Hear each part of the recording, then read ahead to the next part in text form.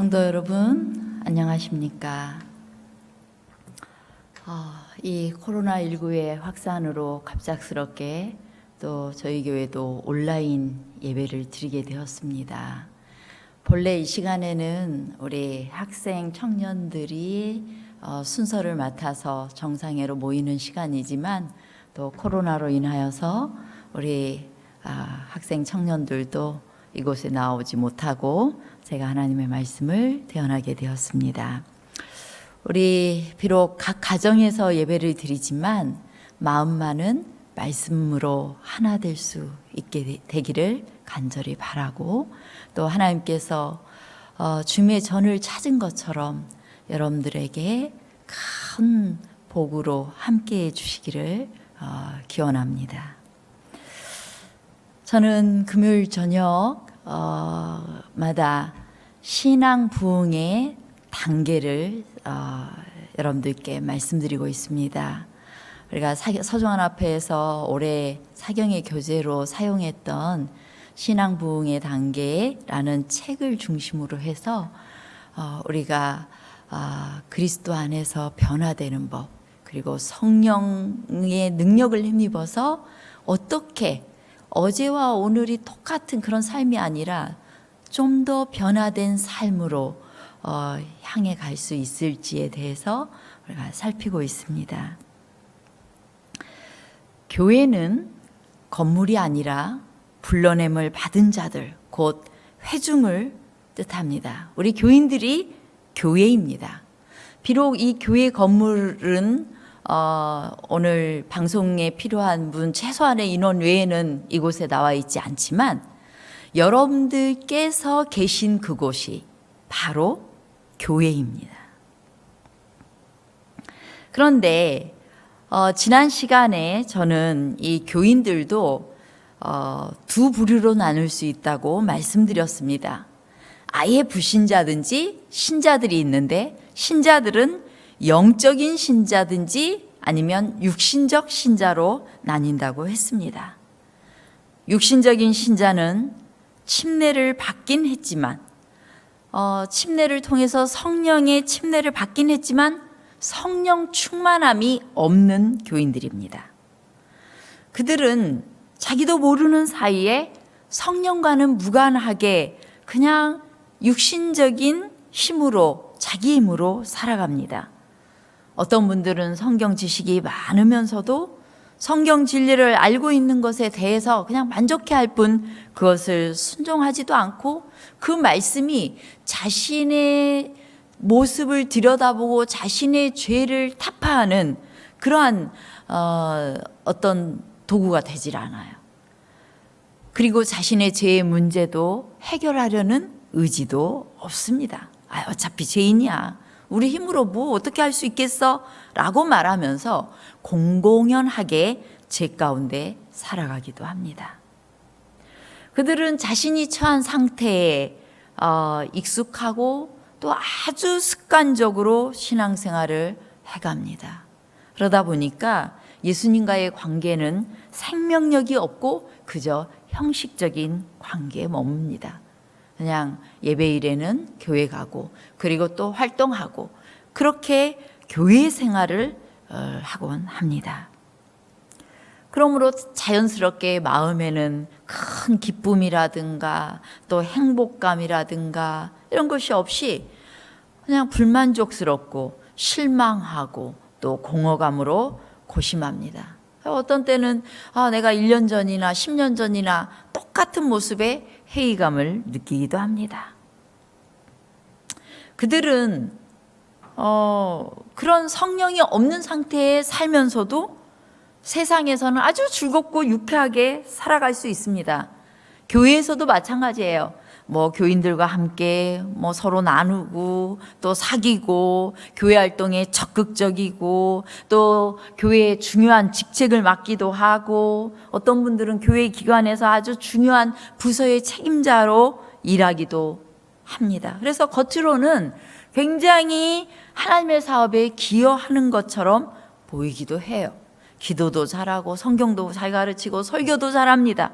남보다 열심히 전도하는 것처럼 보일 수도 있고 헌금도 많이 하고 교회에 헌신적일 수도 있습니다. 그런데 육신적 신자일 수 있습니다. 반면에 영적인 신자들은 아주 예민한 양심으로 죄를 느끼면서 회개하면서 살아갑니다. 이들의 특성은 성령께서 늘 그와 함께 하도록 자신을 내어놓기 때문에 성도들과 늘 화목한 관계로 지내고 그의 마음에는 평안이 있습니다. 성령 안에서 늘 만족하고 감사하기 때문에 불평이 없습니다. 성령과 친밀한 그 증거 중에 하나는 선교하는 건데요. 그는 늘 다른 사람을 위해서 자신을 희생합니다. 남을 위해 봉사하고 헌신하고 그를 예수님께로 인도하는 것을 아주 즐거워합니다. 자신의 모든 삶을 전적으로 주님께 의지하면서 삽니다. 이러한 영적인 신자들이 오늘 우리 교회의 대부분의 교인들의 모습이라면 사실상 우리 교회는 힘있게 초대교회의 모습으로 하나님의 뜻을 이루고 하나님의 일을 할 수 있게 될 것입니다. 그런데 정말 안타깝게도 이 현대의 교회들은, 우리들은 이 절체절명의 마지막 위기의 상황을 우리가 직면하고 또 재림을 앞둔 상황에서조차도 세상에 하나님을 믿지 않는 사람들조차도 말세야라고 이야기합니다. 우리도 이젠 정말 세상의 끝이 다 되었다라고 느낍니다. 예수님께서 곧 오실 거라고 생각합니다. 그런데 영적으로는 아주 무딘 상태에 있습니다. 죄와 싸우려 하지 않아요. 죄를 극복하려고 하지 않습니다. 그런데 교회는 그럭저럭 그냥 잘 유지되고 있는 것처럼 보여요. 11조는 상승하고 또 교회가 성장하는 것처럼 보여지기도 합니다. 우리가 삶의 변화와 또 영적인 능력은 없는데 양적으로는 팽창할 수 있을까요? 그것도 가능해요. 제가 지난주에 여러분들과 살펴봤던 글 중에 토저 목사님께서 하신 말씀을 다시 한번 좀 보기를 원합니다. 하나님께서 오늘날 우리의 교회로부터 성령을 거두어 가신다 해도 95%의 교회 활동은 그대로 지속될 것이고 교인들은 아무 변동도 느끼지 못할 것이다.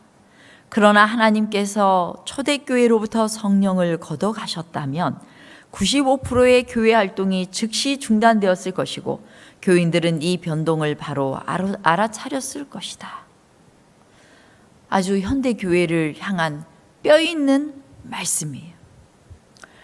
영적으로는 성장하지만 성령이 능력이 없는 현대 교회를 아주 잘 말해주고 있습니다. 우리의 활동이 성령께서 거둬지고 그냥 우리가 계획하고 우리가 조직적으로 준비해가지고 뭔가를 해도 성령이 없더라도 우리가 몰라본다는 거. 그 정도 그냥 능력 없이 전도회도 하고 뭔가를 해나갈 수 있다는 거예요. 그리스도인 선교 봉사에 이와 같은 맥락에서 한 말씀을 하고 있습니다. 이것은 교회를 향한 나의 엄숙한 선언이다. 교회 명부에 기록된 교인들의 20명 중 단 한 명이라도 세상에서 그들의 종말을 맞이할 준비를 갖추지 못하였다. 하나님도 소망도 없이 살고 있는 이들의 형편은 세상 죄인과 다를 바 없다. 네. 자, 뭐라고요? 교인, 명부에 기록된 교인의 20명 중 한 명이라도 종말을 맞이할 준비를 갖추지 못하였다. 이 말은 무슨 의미예요? 20명 중에 한 명은 반드시 있다라는 의미예요? 20명 중에 한 명은 있을 수도 있지만 그 한 명도 준비가 안 됐을 수 있다라는 것입니다. 이것이 지금 20명 중 한 명은 몇 프로죠? 5%예요, 5%. 그러면 아까 그 토저 목사님께서 말씀하신 95%의 활동에 성령이 계시지 않아도 우리 교인들 몰라볼 거라는 거, 느끼지도 못할 거라는 그 맥락하고 비슷합니다. 어쩌면은 95%가 준비되어 있지 않다는 의미, 이것은 90%의 의미보다는 나는 그럼 거기에 끼지 못해서 예수님을 못 맞이할 건가? 그런 의미보다는 그 정도로 신자들 대부분이 정말 성령과 영적인 관계를 맺지 못하고 있다는 것을 말하고 있는 것입니다. 이 문제에 대해서 예수님께서도 여러 번 말씀하셨어요. 뭐라고 말씀하셨어요? 누가복음 18장 8절에 보면 인자가 올 때 세상에서 너희가 믿음을 보겠느냐? 그랬어요. 또 마태복음 24장 37절에는 노아의 때와 같이 인자의 임함도 그러하리라. 노아 때 수많은 사람 중에 방주에 들어간 사람이 몇 명이었어요? 8명이었습니다. 그 사건에 대해서 이 마태복음은 조금 더 자세히 우리에게 말씀하고 있습니다. 마태복음 24장 38절 39절입니다. 홍수 전에 노아가 방주에 들어가던 날까지 사람들이 먹고 마시고 장가들고 시집가고 있으면서 홍수가 나서 그들을 다 멸하기까지 깨닫지 못하였느니 인자의 임함도 이와 같으니라. 예, 홍수 전에 이 노아의 방주에 다 들어가던 그 날까지 먹고 마시고 시집가고 장가가면서 우리의 일상생활이 계속되어질 것입니다. 그런데 그 시간까지 깨닫지 못하였는데 주님의 재림하실 때도 마찬가지라는 것이에요. 참 슬픈 이야기입니다. 홍수 때 수많은 사람들이 노아가 그렇게 큰 외침을 120여 년간 했지만 그들은 길을 막았고 또 그들의 눈은 멀어서 방주에 들어가지 않았습니다. 혹시 어떤 사람은 혹시 그럴까? 어머 진짜 말세 같아. 그럴지도 모르겠어 하는데 다른 사람들이 들어가지 않으니까 자기만 들어가기가 좀 멋쩍고 창피해가지고 안 들어간 사람도 있었을지 모르겠어요. 이제 그들이 머뭇거리는 사이에 짐승들이 방주 안으로 들어가는 어마어마한 징조들이 나타났어요. 근데 그 징조 앞에서도 그들은 움직이지 않았습니다. 이것은 어쩌면 이 사건은 우리에게 경종을 울리고 있어요. 우리가 코로나라는 큰 위기의 순간, 또 이 세상에 일어나는 크고 작은 정말 예수님의 재림이 가까운 많은 징조들, 그것들을 보면서 우리는 순간순간 진짜 예수님 오실 날이 얼마 남지 않지 않았나? 이런 생각을 하면서도 오늘 나의 삶은 시집가고 장가가고 그냥 내가 하던 대로 뭔가 TV를 보고 그리고 또 하나님께 기도하지 않고 하루를 생활하고 이런 생활을 그냥 여전히 그냥 하고 있는 것입니다.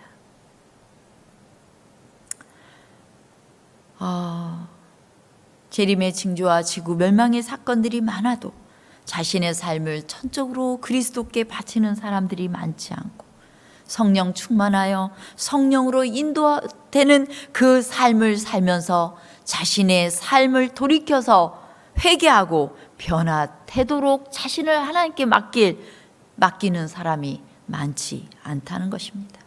근데 그것이 우리에게 얼마나 더 강력한 징조가 보여져야 그 일을 우리가 할 것인가? 그냥 예수님 재림하실 때까지 더 강력한 징조가 오더라도 육신적인 신자들은 그렇게 살아간다는 것입니다. 심지어는 교회의 발전과 심지어는 목회자들의 목회 활동조차도 그럴 것입니다. 이건 너무 마음 아픈 일이에요. 이제 우리 앞에 생사를 결정할 만큼 중대한 도전이 있습니다. 성경에서 양심이 마비돼서 죄로 깨닫지 못하는 양심이 있는데 그걸 무슨 양심이라고 그러죠? 화인 맞은 양심이라고 합니다. 화인 맞은 양심. 불로 지져진 양심. 그래서 아무리 강하게 어떤 자극을 줘도 반응을 하지 않는 것입니다. 이 화인 맞은 양심은 끝내 성령을 거스리는 죄이고 회개하지 않는 양심이에요. 아무리 성령께서 우리의 죄를 밝게 드러내셔도 그것에 대해서 무딘 양심입니다. 결국 이 마지막 때를 살고 있는 우리들이 예수님의 재림을 반갑게 맞이하느냐 아니면 멸망당하느냐의 문제는 성령의 문제입니다. 성령께 반응하느냐 그렇지 않느냐. 그것에 대해서 이 열처녀의 비유에 잘 묘사되어 있는데요. 마태복음 25장에는 세 가지 비유가 나옵니다. 달란트의 비유, 열처녀의 비유, 또 양과 염소의 비유. 이 세 비유는 재림을 기다리던 이들에게 닥치는 최종적인 운명에 대해서 이야기합니다. 그 중에 두 번째 비유인 열처녀의 열처녀 비유의 핵심은 뭘까요? 열처녀 비유의 핵심이 뭘까요? 슬기로운 다섯 처녀와 미련한 다섯 처녀의 차이가 뭐였습니까? 그들은 똑같이 졸며 잤습니다. 그들의 등은 빛이 나고 불이 켜져 있었습니다. 그런데 유일한 차이는 여분의 기름을 준비하느냐 마느냐의 문제였어요. 미련한 다섯 처녀는 성령에 대해서 무관심하게 살았던 교인들을 대표합니다. 그리고 슬기로운 다섯 처녀는 연약한 인간이지만 여분의 기름을 준비해서 대비한 그런 성도들. 그들도 여전히 연약하지만 기도하며 성령의 인도하심을 따라서 살았던 성도들을 대표 상징하고 있습니다. 여러분은 현재 어떤 신자들이십니까? 성령에 대해서 무관심하게 살면서 그저 그냥 교회 생활을 하고 있는 교인들이십니까? 아니면 오늘 날마다 주님께 기도하며 내 안에 있는 죄를 살피고 회개하고 예수님을 바라보며 예수님께서 내 삶에 들어오셔서 변화시키도록 자신을 헌신하고 계십니까? 문이 닫혔고 아무리 두드려도 열리지 않는 문 앞에 여러분 자신이 서 있다고 생각해 보십시오. 오늘 밤 당신이 죽는다면 어쩌시겠습니까? 이런 상황을 생각해 보면 우리에게 가장 중요한 것이 무엇인지를 알게 됩니다.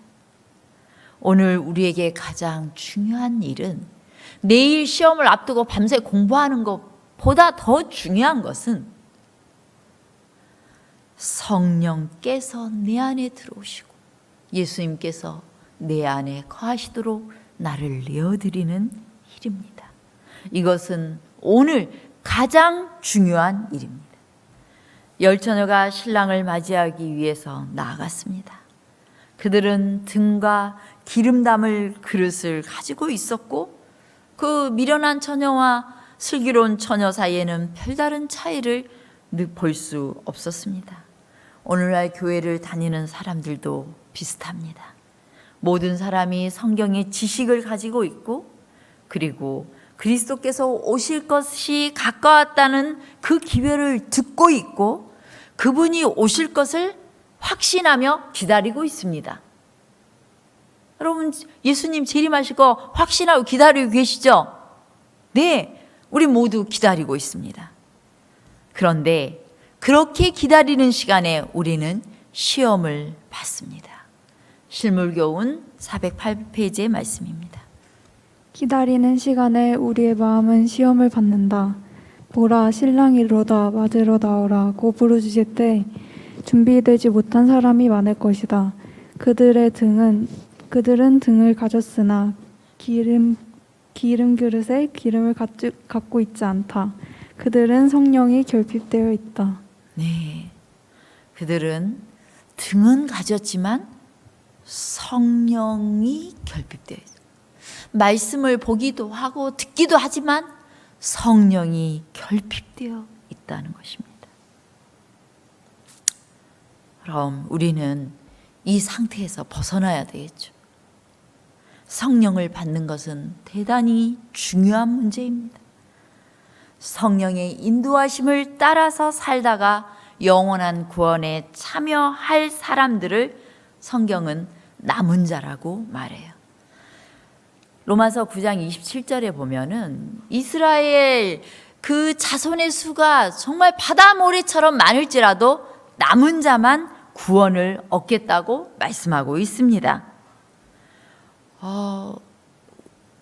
교인 수가 어마어마하게 많아도 바다의 모래수처럼 많더라도 남은 자만 구원을 얻겠다는 거예요. 이 남은 자는 어떤 사람들일까요?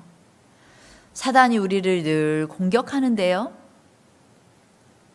사단은 사람들을 어쨌든 멸망으로 이끌어가기를 원합니다. 그래서 사단은 신을 믿지 못하게 해요. 무신론을 통해서 인간을 멸망으로 끌어갑니다. 그래도 사람의 마음속에는 신앙심이 있어요. 종교성이 있어요. 왜냐하면 하나님께서 맨 처음부터 심어주셨기 때문에. 그래서 어떻게든 신앙을 하려고 하는 사람들에게 그러면 너희들 하나님 말고 잡신 믿어, 잡신 하고 여러 다양한 신들을 세웠어요. 그 잡신들을 많이 만들어 놓고 예배하게 했습니다. 그리고 이 여러 다양한 이교 숭배를 하는 그 여러 종교들을 연구해 보면 사실상 사단이 그 기저에 깔려 있어요. 꽤 많은 부분에서 그 기원을 찾아가면 뱀이 숭배를 받고 있는 것을 우리가 찾아볼 수가 있습니다. 그 다음에 이 잡신을 섬기라고 했는데 그래도 그 속에서도 하나님을 굳이 찾는 사람들을 사단은 그 하나님을 찾는 교인들 가운데 그들을 멸망으로 가기 위해서 사단이 쓰는 방법이 오류와 이설을 퍼뜨리는 거예요. 그래서 하나님을 믿긴 믿는데 잘못 믿게 하는 것입니다. 그래서 예수님께서는 나더러 주여 주여 하는 자마다 천국에 들어갈 것이 아니라 주의 하나님의 뜻대로 행하는 자라야 들어갈 것이라고 말씀하셨어요. 이제 이런 오류와 이설 속에서도 이런 사단의 유혹 속에서도 진리를 찾고 따르고 믿는 사람들이 있습니다. 적어도 제7일 안식일 예수 재림교인들은 아주 보편적인 그냥 편안하게 일반 교회를 다니진 않아요. 조금은 좁은 길이어도 이 제7일 안식일 예수 재림교회에서 안식일을 수호하고 또한 진리를 찾아서 그들이 나왔습니다. 바로 여러분들이에요. 근데 우리를 사단은 내버려 두겠습니까?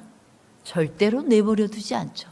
그 다음 사단이 움직이는 것이 세속화와 광신입니다.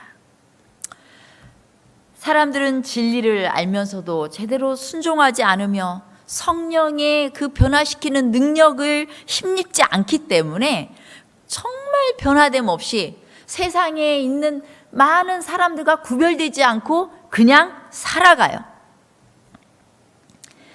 진리를 알면서도 진리대로 살지 않기 때문에 세속화되는 겁니다. 진리를 아는 대로 살면 세속화되지 않아요. 근데 그렇게 살지 않기 때문에 세속화되는 것입니다. 어떤 사람은 자기 생각을 더해서 광신적으로 믿기도 합니다. 이 광신적으로 믿는 사람들은 때로 재림의 날을 정하기도 하고 그 다음에 또 뭔가 규율을 철저하게 하면서 그것으로 사람들을 이렇게 협박하면서 뭔가 이 재림교회를 또 바벨론이라고 공격하기도 합니다. 그들은 오히려 세속화되어 있는 제7일 안식일 예수 재림교회 성도들을 보면서, 이 교회를 보면서 오히려 비판하고 또 더 광신적으로 가기도 하는 것입니다. 이런 사람들에게는 재림이 더디게 생각할 것이고, 세속화된 사람들에게는 재림이 생각지 않을 때 빨리 임하게 되겠죠. 그런데 남은 자손은 광신에 넘어가지도 않고 세속화되지도 않을 것인데, 그들은 오직 진리의 영의 인도를 따라서 사는 사람들입니다. 그래서 바다 모래 같을지라도, 교인들이 바다 모래 같을지라도 그 중에 남은 자는 소수가 될 테인데, 그들은 진실된 마음으로 진리의 영의 성령의 인도함을 따라 살게 될 것입니다. 그런데 주님께서는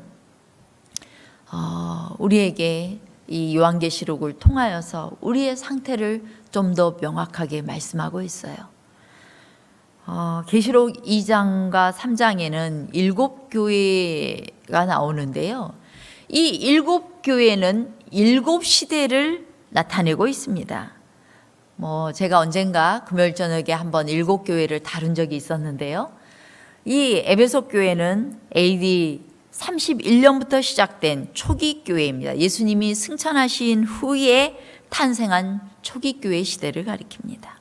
그 다음에 온 서문학 교회는 핍박이 시작되는 서기 100년을 전후로 해서 박해 시대의 교회입니다.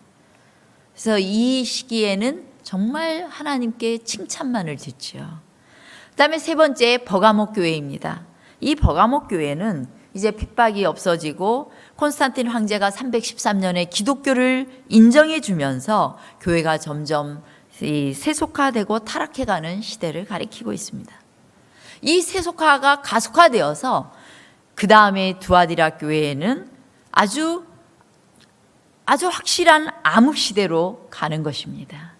이 538년에 교황권이 자리를 잡으면서부터 이 종교 암흑시대가 시작되어졌습니다.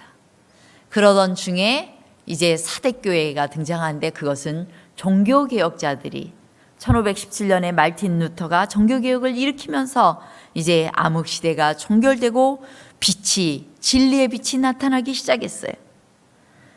그런데 이제 그때 많은 개신교회가 일어났지만, 개신교회들도 역시 200여 년 이상의 시간 동안 타락하게 됩니다. 그러다가 마침내 이 교황까지 몰락을 하게 되는데요. 1798년이 교황이 완전히 몰락하게 되는 그 시간입니다.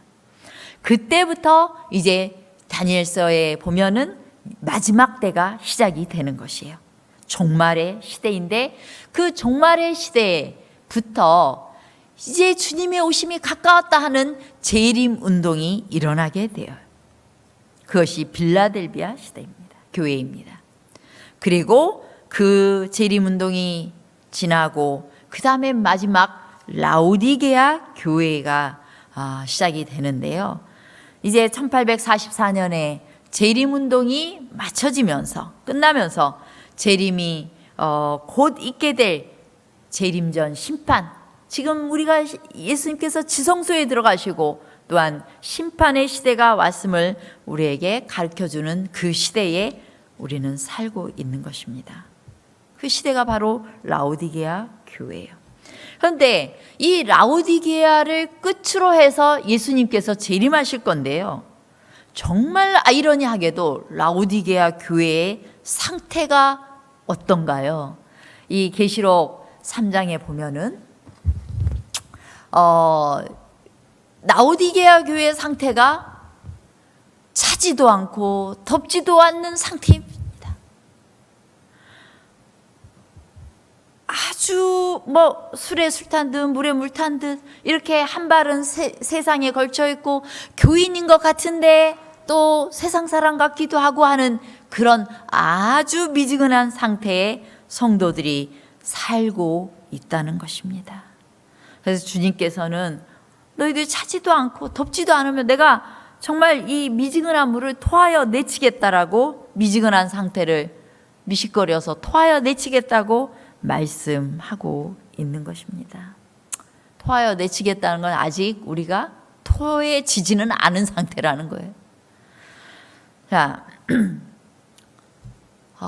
심지어는 아예 하나님을 알지 못하는 불신자보다도 세속화되고 어정쩡한 상태에 있는 미지근한 상태에 있는 그 상태는 더 나쁘다고 표현되고 있는데요.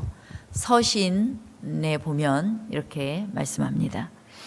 마음을 반쯤 바친 그리스도인들은 불신자보다 더욱 나쁘다. 이는 그들의 기만적인 말과 이도 저도 아닌 입장이 많은 사람들을 실족시키기 때문이다. 불신자는 그의 색깔을 분명히 드러내지만 뜨뜻 미지근한 그리스도인은 양편을 다 속인다. 그는 세상 사람도 아니고 신실한 그리스도인도 아니다. 사단은 그들을 이용하여 다른 어떤 사람도 할 수 없는 말을 하게 한다. 네, 그냥 오히려 교회를 다니고 있으면서 정말 참다운 그리스도인도 아닌 그런 사람들을 통하여 사단은 많은 일을 하고 있다는 것입니다. 그런데 라오디게아 교인들의 문제는 이렇게 미지근한 상태이면서도 스스로는 부여하여 부족한 것이 없다라고 말합니다. 실제로는 공고하고 가련하고 가난하고 눈멀고 벌거벗은 상태이면서도 자신의 처참한 상태를 모르고 사는 사람들이 라오디게아 교회 성도들이에요. 여러분들의 신앙에 대해서 여러분들은 어떻게 느끼고 계십니까? 주님께서는 우리에게 금과 또 흰옷과 또 안약을 사서 바르고 입고 또 부유하게 하라고 처방전을 내립니다. 라오디게아 문제는 이런저런 증상이 아니라 그냥 내 증상을 모르고 있다는 거예요. 실제로는 죽을 병에 걸렸는데 그 증상을 전혀 느끼지 못하고 그냥 그것도 인식하지 못하면서 살아가고 있다는 거예요. 이것이 바로 성령이 결핍한 상태를 말하고 있는 것입니다. 말씀 들어도 전혀 감흥도 없고 감동도 없고 그 말씀이 나를 변화시키지도 않아요. 성령께서 역사하지 않으면 절대로 자기 상태를 모르는 것입니다. 성령께서는 말씀을 통해서 우리 마음에 역사하십니다. 성령이 결핍되면 우리의 양심이 깨우치는 말씀이 생각나지도 보여지지도 않기 때문에 자기 상태를 깨달을 수 없게 됩니다. 이 라오디게아 교인들의 치유 방법이 금과 또한 흰옷과 안약이라고 했는데 금은 참된 믿음과 사랑이에요. 시련 속에서도 단련된 참된 믿음과 사랑을 가리켜요. 흰옷은 예수님께서 입혀주시는 의의 옷입니다. 오직 예수님을 의지함으로 예수님께서 입혀주신 그 은혜의 옷을 입는 것이에요. 믿음으로 말미암는 의예요. 그 다음에 안약은 죄를 분별하고 진리를 인식할 수 있는 능력입니다. 그리스도로 옷 입은 이들은 날마다 예수님밖에 의지할 존재가 없기 때문에 예수님을 날마다 바라보게 돼요. 그러면 예수님께 날마다 가까이 나아가면서 예수님께서 죄를 깨우치시고 날마다 우리의 죄를 드러내시는 거예요. 그러면 그 죄를 드러내실 때마다 통회하고 회개하고 그리고 예수님께서 나를 치유하시고 또한 변화시키기를 기도할 때 능력이 나타나는 것입니다. 이 모든 것들이 성령을 통해서 이루어지는 것들인데요. 그러므로 우리가 미지근한 상태에서 깨어나서 성령 충만한 삶을 시작해야 됩니다. 분명히 이 라오디게아 교회에는 95%의 대부분의 신자들이 뜨뜻 미지근한 상태에 있겠지만 그러나 5%의 성령 충만한 이런 속에서도 깨어서 성령 충만한 삶을 사는 성도들이 반드시 있다는 것입니다. 교회 증언 1권 186페이지에 라오디게아 교회에 보내는 이 기별에 관한 말씀을 설명하면서 이런 말씀을 하고 있습니다. 이 기별이 마음에 역사했을 때 하나님 앞에서 크게 겸비하게 해주었다. 불신의 마음을 준비시켜 받아들이게 하고자 천사들이 사방으로 파견되었다. 하나님의 사업은 부흥되기 시작했고 그분의 백성들은 스스로의 위치를 잘 알게 되었다. 네, 이 기별이 우리 마음에 역사하면 우리가 이 마지막 때에 라오디게아 성도들에게 보내는 이 기별을 깊이 연구하고 그리고 묵상하고 내 상태를 점검하고 이 상태에 대해서 뜨뜻미증한 상태에 대해서 통회하고 성령께서 치유해 주시도록 우리를 내어드리는 시간을 갖게 되었을 때 이 기별이 우리 안에 역사했을 때 우리를 겸비케 하고 또한 불신의 마음을 준비시켜 받아들이게 하고 그리고 그 일을 천사들을 통해 돕겠다고 말씀하고 있는 것입니다. 예수님께서 이 라오디게아 교회 성도들의 문 앞에서 계속 문을 두드리고 계시는데 신자들은 그 문 안에서 집 안에서 뭐 하고 있을까요? 예수님이 계속 우리를 향해 두드리실 때 여러분은 무엇을 하고 계십니까? 무엇에 재미가 들려서 문을 안 열고 있을까요? 계속해서 예수님이 문을 두드려도 안 열리니까 예수님은 계속해서 또다시 두드리고 있는 것입니다. 볼지어다 내가 문 밖에 서서 두드리노니 내가 문 밖에 서서 두드리노니 내가 네 문 밖에 서서 두드리노니 내 음성 듣고 문을 열려 그럼 내가 너와 함께 먹고 너와 함께 먹을게.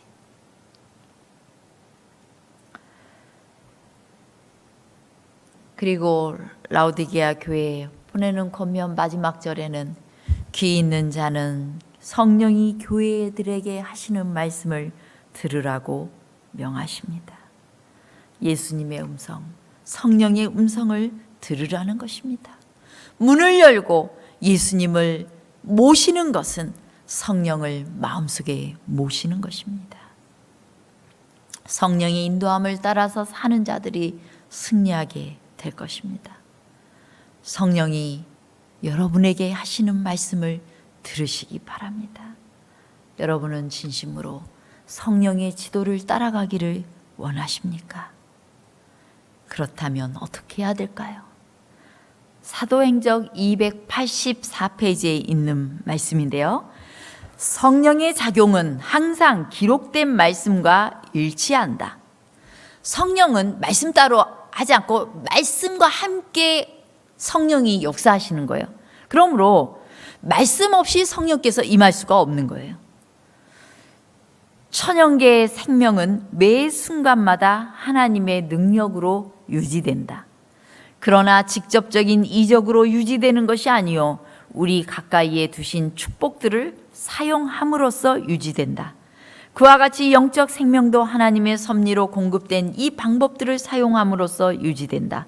만일 그리스도를 따르는 사람이 온전한 사람을 이루어 그리스도의 장성한 분량이 충만한 데까지 장성하기를 원한다면 그는 생명의 떡을 먹고 구원의 물을 마셔야 한다. 그는 깨어 기도하고 일하며 모든 일에 있어서 그분의 말씀 가운데 나타난 하나님의 교훈에 유의하여야 한다. 주님께서는 우리에게 값없이 구원을 주셨어요. 이제 주시는 그 구원을 말씀을 통해 먹고 받아들이기만 하면 우리에게 구원이 있는 것입니다. 그런데 옆에 떡과 물이 있는데 그거 안 먹어 하고 끝까지 안 먹으면 죽는 거예요. 먹어야 돼요. 먹어야 성령께서 임하시는 것입니다. 이 생명이 유지되기 위해서는 물과 침례로 우리가 물과 성령으로 침례를 받은 우리가 그대로 그냥 있으면 성령 충만하지 않아요. 계속해서 성령을 통해서 우리의 영적 생명이 충분하게 하늘의 양식이 공급되어서 유지되어야만 되는 것입니다. 그것을 위한 영적 수단들은 뭐냐면 성령, 말씀, 기도, 믿음을 고백하는 일, 찬송 뭐 이런 것들을 통해서예요. 그러므로 이제 우리가 결심하셨으면 좋겠어요.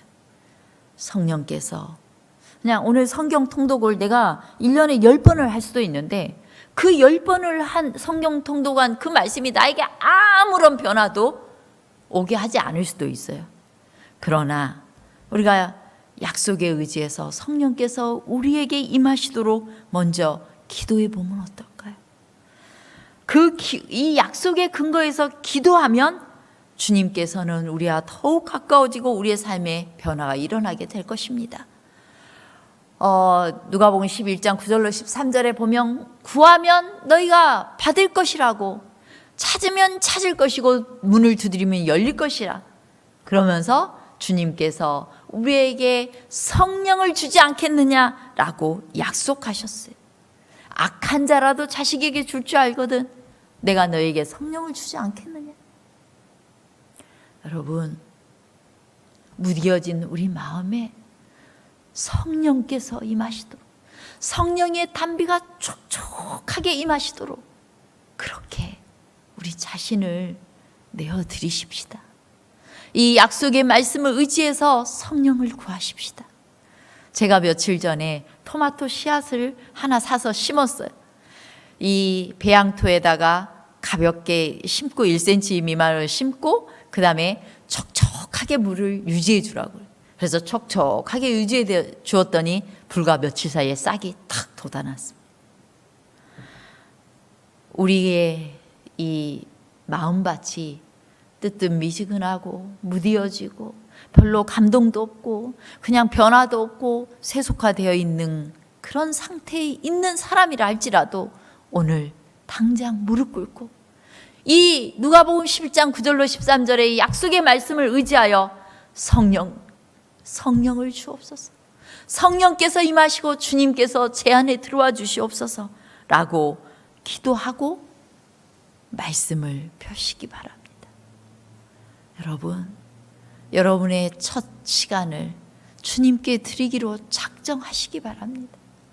그리고 여러분들이 그 시간을 내어 드릴 때, 그리고 가장 먼저 성령께서 나의 눈을 여시고 그 말씀을 깨우치시고 그 말씀에 순종할 힘을 달라고 기도하시기 바랍니다. 그리고 말씀을 열면 놀라운 일이 생깁니다. 그 전에 보이지 않던 부분이 보여요. 성경을 읽을 때 새롭게 깨우침을 받고 그 말씀에 의지하여 그날 하루 뭔가 죄에 쉽게 빠져들려는 나의 습관과 그 다음에 나의 어떤 행동들을 죄로 인식하고 투쟁하게 돼요. 그리고 성령께 계속 도움을 요청하면 성령께서 우리를 승리케 하시는 것입니다. 그 맛을 들이고 나면 개인적으로 기도하는 시간은 더 귀중하게 느껴지고 그 시간이 즐거워질 것입니다. 개인 기도 하십시오 하면은 여러분 몇 분 동안 앉아 계십니까? 성령께서 임하시면 자꾸 기도할 말이 생각날 것이고 기도해 줘야 될 영혼이 생각날 것이고 그리고 기도 응답을 받는 빈도수도 높아질 거예요. 기도 응답을 받을 때마다 삶의 기쁨이 넘쳐나고 그 말씀을, 그 간증을 누군가에게 전하게 될 것이고 힘이 날 것입니다. 그렇게 예수님께서 가르쳐 주신 방식대로 기도하다 보면 대인관계에서는 더 사교적인 사람이 될 겁니다. 그전에는 쑥스러워서 누군가 접촉하지 않던 사람이 내 옆에 있던 그 사람을 주님께 인도하기 위하여 기도하고 또 기도했을 때 그에게 다가갈 용기를 갖게 될 것입니다. 그리고 그는 하나님의 은혜 안에서 행복한 삶을 살고 하나님의 보호하심을 느끼게 될 것입니다. 그럴 때 주님께서는 우리에게 새로운 영적인 은사들을 더 많이 더해 주실 것이고 또한 그 은사가 더해질수록 우리는 다른 사람에 대해서 비난하지 않게 되고 누군가 다른 사람을 비난하는 비판적인 말을 들으면 어느새 불편해질 겁니다. 어느새 예수님을 많이 닮아 있기 때문입니다. 여러분, 이것은 자신을 주님께 드리기로 작정하고 마음을 연 사람에게 일어나는 일입니다. 그러므로 결단하시기 바랍니다. 결심하세요. 30분이라도, 처음에는 30분이라도 좋고 10분이라도 좋습니다. 정말 성령께서 임하시고 주님께서 내 안에 들어오실 수 있는 시간을 구별하십시다. 그리고 주님의 말씀, 주님께서 주신 말씀에 의지하여 그 약속을 붙들고 기도하십시다. 투쟁하십시다. 그러면 주님께서 놀라운 일을 행하실 것입니다. 저와 여러분들이 정말 이 뜨뜻미지근한 라오디게아 교회에 살고 있지만, 그러나 우리의 마음문을 열고 성령을 통하여 예수님과 교제하는, 그리고 예수님 안에서 변화를 맛보는 그러한 성도들 되시기를 간절히 바라겠습니다.